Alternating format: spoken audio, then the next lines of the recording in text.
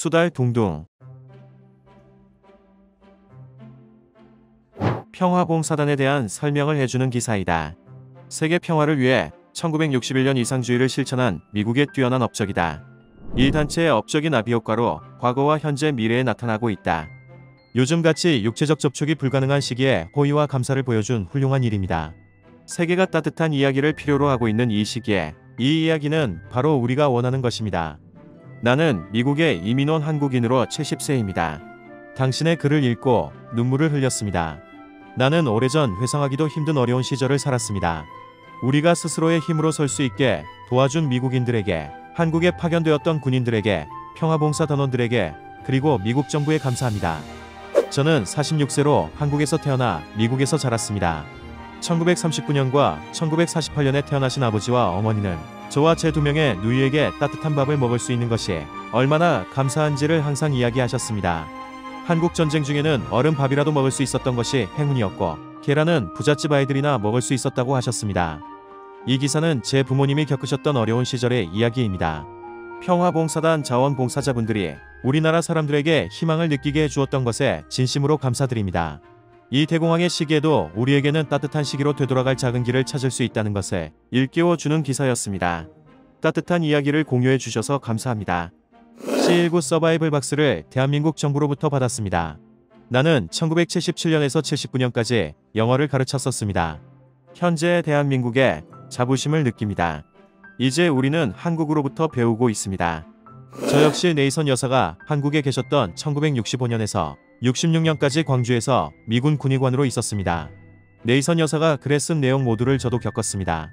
한국인들은 너무나 가난했지만 항상 예의가 있었고 우리는 자주 선물을 주고받았습니다. 한국인의 투철함과 결단력, 불평 없이 큰 어려움을 흡수하는 능력, 그리고 가정에 대한 진정한 헌신이 지금의 한국이 인류 역사상 가장 빠른 발전을 이룩한 것이라고 믿습니다. 주목할 만한 사람들이 놀라운 나라를 만들어냈습니다. 내가 알기로 평화봉사단원에 재방문 초청을 하는 나라는 대한민국 정부가 유일하다. 나는 2012년 초청을 받아 1974년에서 76년까지 가르쳤던 중학교와 내가 살았던 도시를 방문했었다. 뉴욕타임즈의 재방문 초청에 대한 이야기가 언급되어 기뻤다. 인류애가 필요한 머나먼 곳에 가셨던 네이선 여사님과 같은 분들을 존경합니다. 그들을 위해 일하셨던 네이선 여사님 감사합니다. 몇 주 전 추운 아침에 선물을 받고 기뻤다. 나는 1977년부터 79년까지 봉사했고 나의 삶은 영원히 바뀌었다. 나는 한국과 계속 교류할 수 있어 즐거웠고 지금도 명예형사로서 한국과 관계를 유지하고 있다. 한국은 특별한 곳이고 매일매일 나는 대한민국 국민들이 언젠가는 강대국의 책략에서 자유로워지고 한반도 전체가 평화로워지기를 기도한다. 정말 아름다운 일이다. 수십 년이 지난 후 정부 재단에서 누군가가 자원봉사자들에 대해 기억하고 가능한 한 많은 사람들을 추적하여 그들에게 선물을 주기로 한 결정을 내렸다. 사람들은 정부에 대항하지만 정부는 집단행동 문제를 해결할 수 있고 또 풀어야 한다. 평화봉사단원인 나는 눈물을 흘렸고 시간을 거슬러 이동하게 되었다. 우리는 우리의 일이 더 큰 선을 위한 것이라고 믿었고 봉사지의 사람들이 우리의 시간과 봉사에서 무언가를 얻을 것이라는 생각에서 열정적으로 몸을 던졌다. 거의 30년이 지난 지금 나는 그것이 사실이라고 믿고 싶다. 그녀가 받은 선물은 얼마나 멋진가. 고맙습니다. 우리는 당신의 노력을 기억하고 감사합니다. 따뜻한 이야기입니다. 우리 엄마는 이 기사에서 언급된 그 무렵 춘천 지역에서 태어나고 자랐습니다. 저는 미국에서 태어났지만 엄마의 고향에 있는 우리 가족을 방문하기 위해 여행을 갔었습니다. 당신의 희생에 감사합니다. 나는 잘 울지 않는데 울게 만드네요. 아름다운 이야기입니다. 이 이야기는 우리의 미친 세상에 선함이 있다는 것을 상기시킨다. 정말 아름다운 이야기입니다. 현저한 이기주의의 시대에 자기 희생의 이야기는 참으로 마음을 따뜻하게 합니다. 뉴욕타임즈 11월 20일 기사입니다. 그녀는 대한민국이 도움을 필요로 할 때 주었던 것을 팬데믹 시기에 되돌려받았다. 수십 년 전 샌드라 네이선 여사는 1966년부터 1968년까지 한국의 한 마을에서 젊은 평화봉사단 자원봉사자로 여고생들에게 영어를 가르쳤다.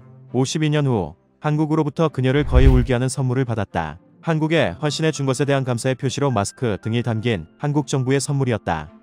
이 상자가 마치 나를 1968년으로 되돌려 이동시키고 있는 것 같았다라고 은퇴한 인권 및 노동 변호사인 네이선 여사는 말했다.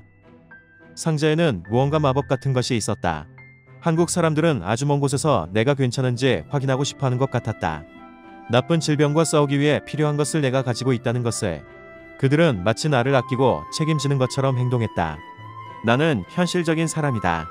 하지만 그 상자에는 분명 마법 같은 것이 있었다.